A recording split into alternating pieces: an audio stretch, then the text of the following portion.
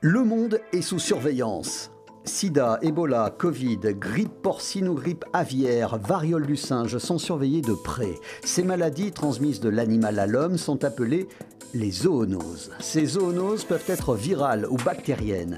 Rien de visible à l'œil nu, donc forcément compliqué à prévenir ou à suivre. En fait, la première alerte vient de la consultation dans un cabinet médical. En France, par exemple, lorsqu'un médecin détecte une nouvelle variante de virus de la grippe, il alerte l'Institut Pasteur, qui vérifie si le vaccin existant est toujours actif. Dans le cas contraire, l'Institut alerte à son tour le Centre européen pour la prévention et le contrôle des maladies, mais aussi le siège de l'Organisation mondiale de la santé.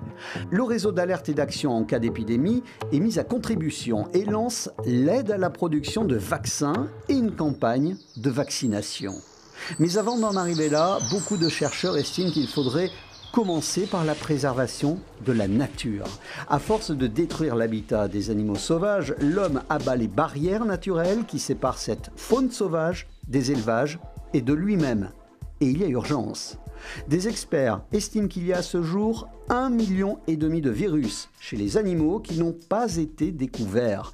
La moitié de ces virus pourraient infecter les humains.